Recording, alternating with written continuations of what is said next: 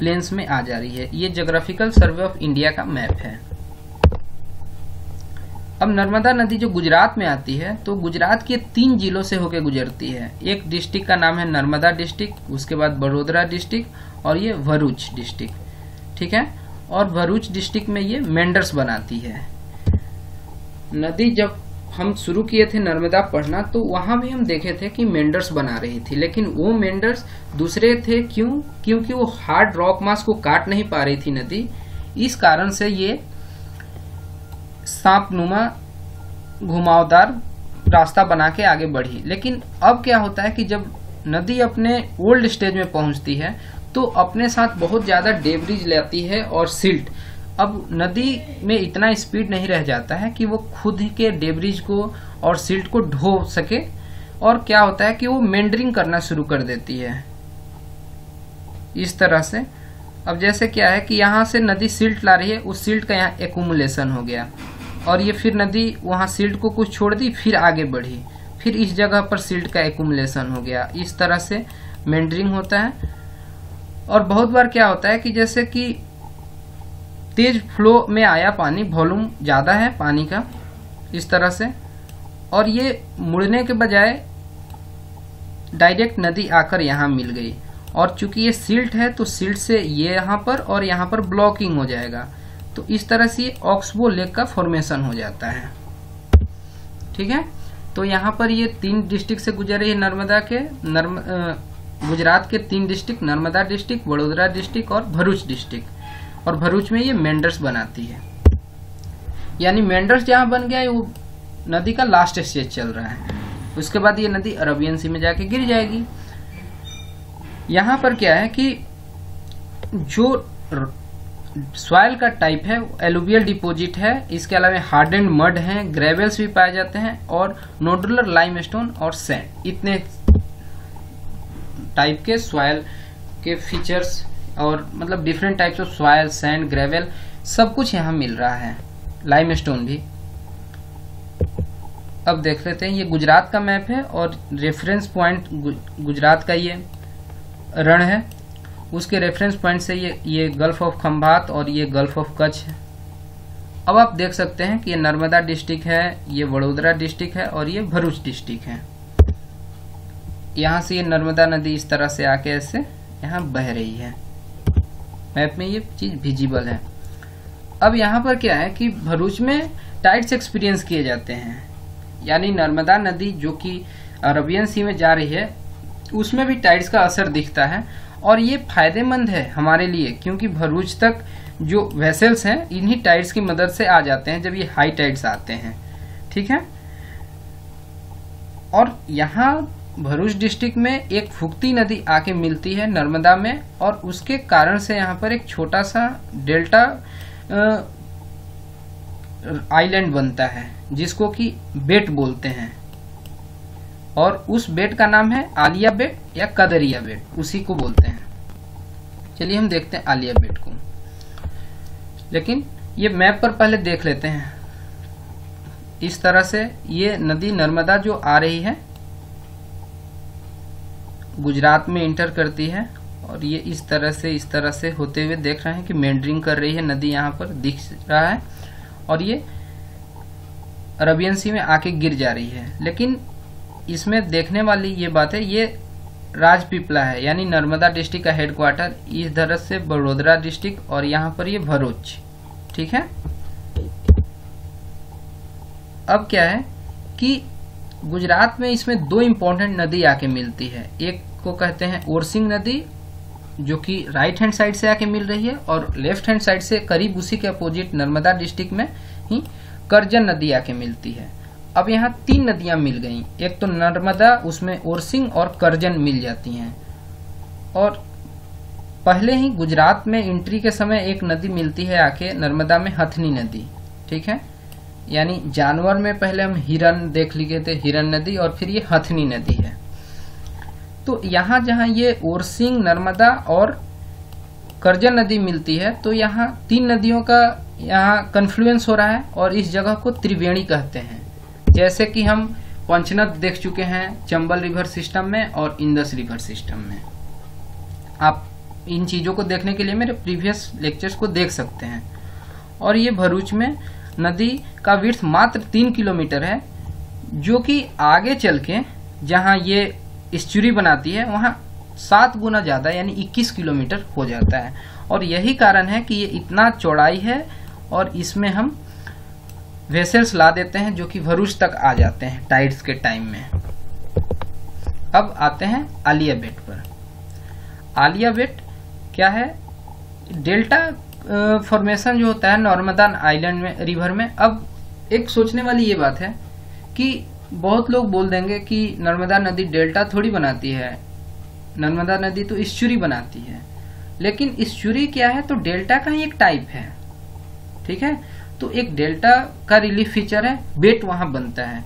और उस आलिया बेट आइलैंड पर क्या है? एक ट्राइबल ग्रुप, नोमैडिक ट्राइब रहते हैं जिसको कि हम बोलते हैं जट मलधारी ट्राइबल कम्युनिटी आलिया बेट आइलैंड पर रहती है।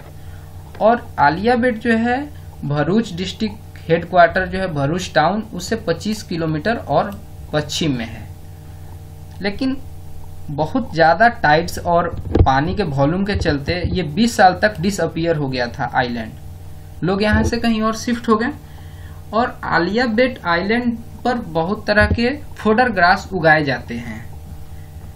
ये क्या है कि बहुत इंपॉर्टेंट होते हैं फॉर एनिमल रेयरिंग, जो कि फोडर ग्रासेज यही सलाइन एरिया है, लेकिन फिर वो प्रोडक्टिव है या ऐसा कह लें फर्टाइल है, इसलिए वहां पर बहुत अच्छा फोडर ग्रास हो जाता है, जिससे कि कैटल रेयरिंग में मदद मिलती है गुजरात के रीजन में।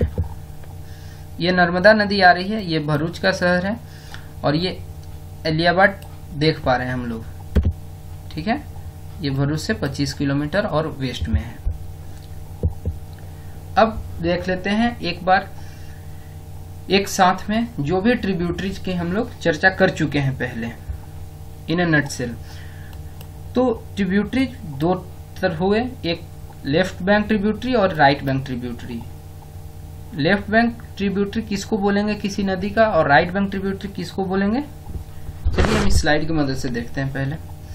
जैसे कि ये नर्मदा नदी के फ्लो का डायरेक्शन है, तो अगर हम ये सपोज करें कि हम नदी में हेडवार्ड फ्लो कर रहे हैं, तो जिधर हमारा राइट हैंड होगा उसको हम उधर से मिलने वाले नदी को राइट बैंक ट्रिब्यूटरी बोलेंगे, और हमारे लेफ्ट हैंड साइड से जो भी नदियां आके मिलेंगी उन्हें लेफ्ट बैंक ट्रिब्यूटरी बोलते हैं, ठीक है। तो इस हिसाब से जो लेफ्ट बैंक ट्रिब्यूटरी है नर्मदा की वो है बर्नर, बंगर, शेर, सक्कर, दूधी, तावा, गंजल, छोटे तावा, कुंडी, गोई, करजन नदी। और जो राइट बैंक ट्रिब्यूटरी है इसमें हिरन है, तेंदुनी है, कोरल है, कोलर है, मन, उरी, हथनी और ओरसंग, ठीक है। अब हम आगे बढ़ते हैं और इस पर जो भी इम्पोर्टेंट सिटीज हैं नर्मदा नदी पर उसको देखते हैं। तो यहाँ एक बात हम बता देते हैं, जैसे कि ये नर्मदा नदी इस तरह से बह रही है, तो हमारे राइट हैंड साइड में इधर से जो नदी मिल रही है वो राइट बैंक ट्रिब्यूटरी कहलाई, और जो लेफ्ट हैंड साइड से मिल रही है वो लेफ्ट बैंक ट्रिब्यूटरी कहलाई, ठीक है।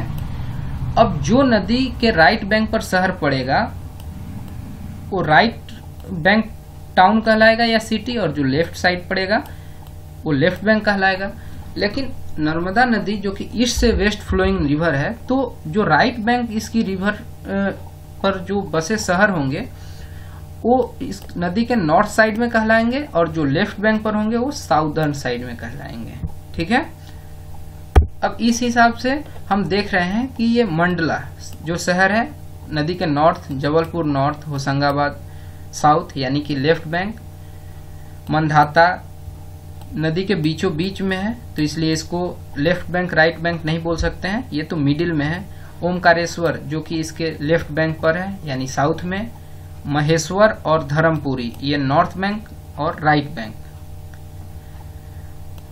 बरवाहा, बरवानी, राजपीपला ये तीनों साउथ बैंक पर हैं और लेफ्ट में कह सकते हैं, भरूच नॉर्थ में और राइट में। कंफ्यूज नहीं होना है नॉर्थ राइट साउथ लेफ्ट से, आप इसको एक बार अच्छे से वीडियो को पॉज करके देखिएगा और आप समझ जाएंगे। इस तरह से ये नर्मदा नदी है, यहाँ फ्लो कर रही है, इसका ये डायरेक्शन है फ्लो का। तो हम देख पा रहे हैं कि मांडला जो शहर है इसके राइट बैंक पर है, जबलपुर इसके राइट बैंक पर है और होशंगाबाद इसके लेफ्ट बैंक पर है। इसी तरह से ये भी हम बोल सकते हैं कि नदी के नॉर्थ में है जबलपुर, मांडला इसके नॉर्थ में है और होशंगाबाद इसके साउथ में है। ठीक है, अब आगे इसी तरह से मंधाता जो कि नदी के बीचों बीच में है, ओमकारेश्वर नदी के साउथ में लेफ्ट बैंक पर, मंडलेश्वर महेश्वर इसके राइट बैंक पर है, धर्मपुरी इसके राइट बैंक पर, बरवानी इसके लेफ्ट बैंक पर, राजपीपला यानी नर्मदा नदी इस तरह से गुजरात में बह रही है,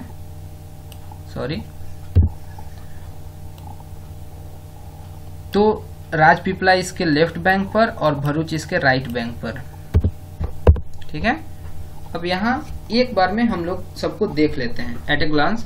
तो जो भी यहाँ पर टाउन पड़ रहा है ये मांडला हो गया, जबलपुर, होशंगाबाद जो कि साउथ में है लेफ्ट बैंक पर, इसके आगे ओमकारेश्वर और यहीं पर आगे ढिंढोरी यहाँ हो गए। तो हम आ गए बरवाहा, बरवानी, आगे जा रहे हैं राजपीपला और सबसे इनमें भरूच। ओमकारेश्वर जो है खंडवा में पड़ता है, खंडवा जिले में। ठीक है, अब आगे बढ़ते हैं और हम देखते हैं नर्मदा बेसिन। तो नर्मदा बेसिन क्या है? नर्मदा नदी का जो प्लेन है, नर्मदा नदी का जो फ्लो है और उसके लेफ्ट और राइट बैंक को एक साथ मिलाकर जो भी उसका अफवाह तंत्र का हिस्सा है, यानी जहां से उसमें नदियां आकर मिल रही हैं, उन सबको एक साथ नर्मदा बेसिन बोलते हैं। ठीक है, तो नर्मदा बेसिन जो है सैंडविच्ड है विंध्य और सतपुरा रेंज के बीच में। ठीक है, और Narmada basin lies to the extremity of Deccan, यानी दक्कन के नॉर्दर्न एक्सट्रीमिटी पर है। अब यहीं से दक्कन का हम बोल सकते हैं कि शुरुआत है। और नर्मदा बेसिन का 81% हिस्सा मध्य प्रदेश में है, 12% गुजरात में और 4% महाराष्ट्र में, 2% छत्तीसगढ़ में और 1% आंध्र प्रदेश में। अब आप सोच सकते हैं या बोलेंगे कि आंध्र प्रदेश भी रिलेटेड है मध्य प्रदेश के नदी और नर्मदा नदी के बेसिन से, लेकिन हाँ 1% इसका कंट्रीब्यूशन है नर्मदा नदी बेसिन में। नर्मदा नदी बेसिन का सबसे हाईएस्ट पीक, ऐसा नहीं बोले, हाईएस्ट पीक, सबसे हाईएस्ट कुछ नहीं होता है, हाईएस्ट यह है धूपगढ़ जो कि 1350 मीटर ऊंचाई है, सतपुड़ा रेंज का हाईएस्ट पीक है और मध्य प्रदेश का भी ये सबसे ऊंचा पीक है। पंचमढ़ी हिल स्टेशन होशंगाबाद बहुत ही क्लोज है इस पीक के। अब आगे बढ़ते हैं तो नर्मदा बेसिन को हम 5 एरियाज में क्लासिफाई करते हैं। सबसे ऊपर वाले हिस्सा को कहते हैं अपर हिली एरिया, उसके बाद अपर प्लेन्स, फिर मिडिल प्लेन्स और आगे बढ़ते हैं तो लोअर हिली एरियाज और लोअर प्लेन्स। अब 1 बाय 1 करके हम देखते हैं कि अपर हिली एरियाज में, यानी जहां से नदी निकल रही है वहां पर जो शहर या डिस्ट्रिक्ट पड़ रहे हैं उसमें शहडोल, मांडला, सिवनी और बालाघाट हैं। इसके अलावा अपर प्लेन्स में जबलपुर, दमोह, सागर, नरसिंहपुर, छिंदवाड़ा, बैतूल, होशंगाबाद, रायसेन और शिवहर, यानी नदी का यहाँ पर सबसे ज्यादा चौड़ाई है इसके बेसिन का। अब मिडिल प्लेन ऑफ नर्मदा, इसमें इंदौर, धार, देवास, खरगोन और खंडवा। लोअर हिली एरियाज में झबुआ, निमार और महाराष्ट्र का धुले, गुजरात का बड़ोदरा, नर्मदा और भरूच। और आखिरी हो गया लोअर प्लेन्स, इसमें पड़ते हैं गुजरात के तीनों डिस्ट्रिक्ट बड़ोदरा, नर्मदा और भरूच। ठीक है, अब इसमें से हिली कौन कौन हो गए? तो अपर हिली रीजन में जैसे जो पड़ रहे हैं ये रेड कलर वाले, ये हिली हैं, और फिर यहाँ पर जो ब्राउन कलर से दिखाए गए हैं ये सारे हिली हैं। और ये जो बीच का रीजन है ये प्लेन है जो कि प्रोडक्टिव है, फर्टाइल एरिया है। जो फर्टाइल एरिया है नर्मदा का प्लेन्स का, यहाँ पर ब्लैक सॉइल पाया जा रहा है। क्यों? क्योंकि दक्कन का पार्ट है और दक्कन बना हुआ है वोल्केनिक एक्टिविटी से, बसाल्ट से बना हुआ है, तो ब्लैक सॉइल यहाँ होना तो लाजमी है। जबकि कोस्टल एरियाज में सिल्टेशन और भी जो समुद्र के किनारे जो हमारे कोस्टल प्लेन्स बनते हैं वहाँ पर एलुवियल क्लेई सॉइल और साथ में ब्लैक सॉइल का अपर लेयर पाया जाता है। ठीक है, अब देखते हैं जियोलॉजी। इसका क्या है जियोलॉजी? नर्मदा वैली जो है ये क्या है? ग्रेबन है। ये इंपॉर्टेंट वर्ड है ग्रेबन। ग्रेबन होता क्या है हम देखते हैं इस चीज को, लेकिन ग्रेबन को समझने के लिए और भी उससे रिलेटेड टर्मिनोलॉजी पहले हम जान जाते हैं, तब आसान होगा डील करने में एक साथ। ये क्या है कि ये फॉल्ट वैली से बहती है, फॉल्ट वैली है जो कि नॉर्दर्न फॉल्ट और Narmada south fault, two normal fault से बना रही है। और ये नदी का जो फॉल्टिंग है बिल्कुल पैरेलल है दो माउंटेन रेंजेस के साथ, यानी विंध्य और सतपुड़ा। इस रीजन में डायनासोर के बहुत पुराने फोसिल्स मिले हुए हैं, जो कि इंक्लूडिंग टिटेनोसोरस इंडिकस, जिसका की खोज 1877 में हुआ था। और डायनासोर के फोसिल्स के स्टडी को हम पेलियोनोथोलॉजी बोलते हैं। ठीक है, अब आते हैं ग्रेबन देखते हैं और फॉल्ट क्या है, ये सब चीज होस्ट देख रहे हैं। हम इस रीजन की बात कर रहे हैं, विंध्य नॉर्थ में, फिर साउथ में सतपुड़ा और बीच में नर्मदा नदी जहां बह रही है। देखिए, पहले कोई एक नॉर्मल प्लेन है, इस तरह से प्लेन कहें या फिर लैंड फीचर बोल लें, और किसी कारण से यहाँ पर फॉल्टिंग डेवलप हो जाए, इस तरह से फॉल्ट डेवलप हो गया और जो बीच का रीजन है इसका प्रेशर पड़ने की वजह से या नीचे का रॉक मास कमजोर होने की वजह से ये नीचे की तरफ स्लाइड कर गया। तो स्लाइड कर गया तो ये भी ऊंचा हो गया, ये भी ऊंचा हो गया, और ये बीच वाला जो चीज है वो नीचे हो गया। तो जो नीचे चला गया उसको हम लोग ग्रेबन बोलते हैं, और जो ऊपर रह गया उसको हम होस्ट बोलते हैं। ठीक है, और ये सारे फॉल्ट्स इस तरह से हैं। तो नर्मदा नदी भी जिस तरह से बहती है, तो ये यहाँ पर एक फॉल्ट बन रहा है और यहाँ फॉल्ट बन रहा है। तो एक को नॉर्थ साइड में जो पड़ेगा नॉर्दर्न फॉल्ट, नर्मदा फॉल्ट, और जो साउथ में पड़ता है साउदर्न नर्मदा फॉल्ट बोलते हैं। देखिए इस तरह से ये नर्मदा नदी के फ्लो का डायरेक्शन है, और ये इसका ग्रेबन है, ये होस्ट है और ये होस्ट है, यानी एक हो गया विंध्य होस्ट और एक ये सतपुड़ा होस्ट। और ये बोलेंगे north Narmada fault, south Narmada fault. आप ये चीज समझ चुके होंगे। अब हम आगे बढ़ते हैं, और जो ये नदी का जो फ्लो है यानी ग्रेबन, इस चीज को हम लोग भ्रंश घाटी बोलते हैं, यानी कि रिफ्ट वैली। नर्मदा और उसका हिस्टोरिकल और कल्चरल एस्पेक्ट क्या है कि ऐसा माना जाता है कि जो चालुक्य राजा थे पुलकेशिन द्वितीय, वो हर्षवर्धन को नर्मदा नदी के किनारे ही हराए थे। हर्षवर्धन नॉर्थ इंडिया के आखिरी इम्पोर्टेंट हिंदू रूलर। ठीक है, इसके अलावा ये जो रीजन है नर्मदा के दोनों साइड, ये गॉर्जियस महेश्वरी साड़ी के लिए बहुत फेमस है। और महेश्वरी साड़ी का ये खासियत है कि हैंड वोवन होते हैं, यानी हाथ से बुने हुए होते हैं, बहुत ही कंफर्टेबल होते हैं गर्मी के मौसम में और सर्दी के मौसम में, और बहुत लाइट वेटेड होते हैं। ठीक है, ये महेश्वरी साड़ी। ओके, अब आगे देखते हैं नर्मदा बेसिन में जो फॉरेस्ट पड़ रहे हैं उनके क्या टाइप हैं और फीचर इस तरह से। तो यहाँ पर टिक मिलता है, और इंडिया का जो बेस्ट हार्डवुड फॉरेस्ट है यही है नर्मदा रिवर बेसिन में जो पाया जाता है। लोअर नर्मदा रिवर वैली जो है वो ड्राई डिसाइडुअस रेन फॉरेस्ट है, जिसको कि साउथ ईस्ट मानसून से बारिश मिलती है। डिसाइडुअस ड्राई डिसाइडुअस है, और जो भी इसे बारिश मिलती है वो साउथ ईस्ट मानसून से मिलती है, यानी जो नॉर्मल मानसून है, न कि रिट्रीटिंग मानसून। ठीक है, और ये जो इको रीजन है ये 76 स्पीसीज ऑफ मैमल्स का घर है और 276 स्पीसीज ऑफ बर्ड्स। इसमें से इंडेमिक कोई भी नहीं है। इंडेमिक का मतलब इस जगह का अपना ओरिजिनल, यानी यहाँ का कोई देसी नहीं है, सभी एग्जॉटिक वेराइटी जाकर यहाँ पर रिहेबिलिटेड है। नर्मदा रिवर बेसिन में पड़ने वाले इंपॉर्टेंट नेशनल पार्क्स, उसमें सबसे इम्पोर्टेंट है Kanha national park. Kanha national park कहाँ पर है? कान्हा डिस्ट्रिक्ट में है। और इसका जुड़ाव है जंगल बुक, जो कि रुडयार्ड किपलिंग की बुक है जंगल बुक, वो इसी नेशनल पार्क के बारे में मेंशन किए हैं अपने बुक में। और ये एशिया का one of the best national park माना जाता है। इसके अलावा सतपुड़ा नेशनल पार्क, जो कि होशंगाबाद डिस्ट्रिक्ट में पड़ता है। मांडला प्लांट फोसिल नेशनल पार्क, यानी ये फोसिल्स यहाँ पाए जाते हैं मांडला और ढिंढोरी डिस्ट्रिक्ट में। ढिंढोरी नेशनल पार्क और मांडला नेशनल पार्क, ये क्या है? ये special type of national parks हैं, ये फोसिल्स हैं। इसके बाद पंचमढ़ी बायोस्फीयर रिजर्व होशंगाबाद में।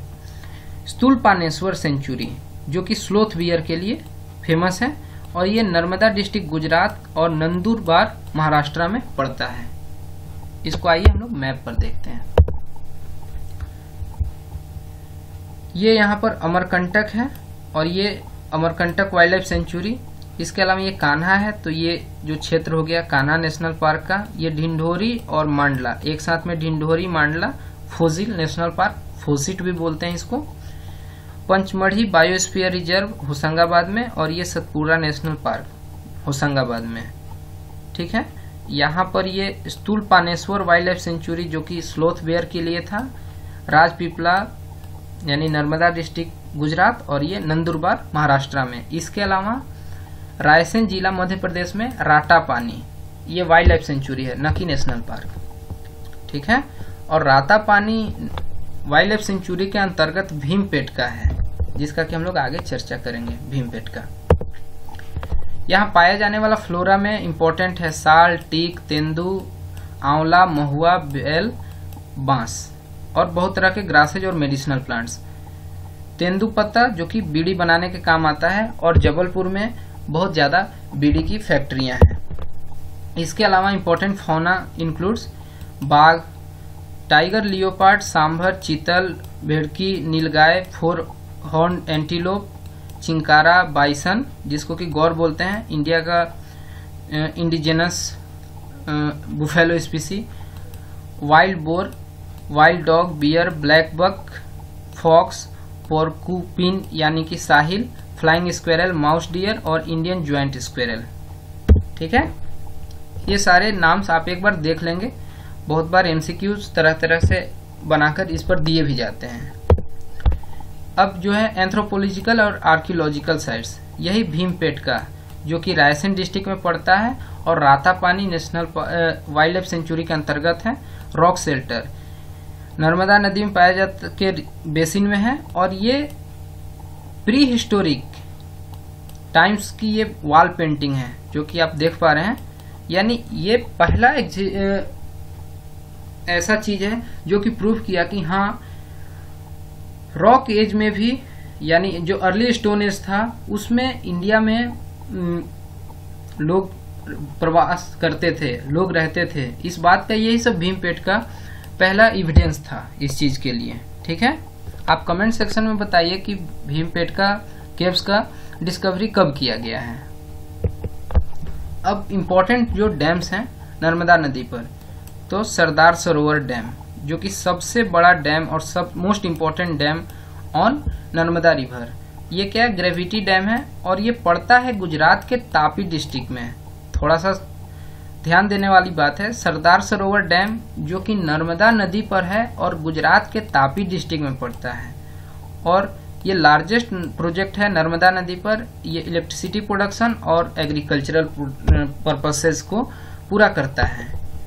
नेक्स्ट है इंदिरा सागर डैम, जो कि खांडवा मध्य प्रदेश में पड़ता है, और स्पेसिफिक जगह कहें तो मुंडी में।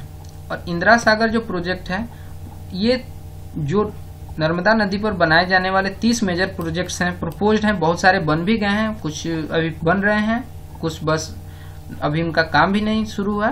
तो इसमें से ये सबसे बड़ा वाटर रिजर्वायर है, यानी इसका पानी रखने का कैपेसिटी लार्जेस्ट स्टोरेज कैपेसिटी है, न कि नर्मदा रिवर बेसिन में बल्कि पूरे कंट्री में, यानी इंडिया में।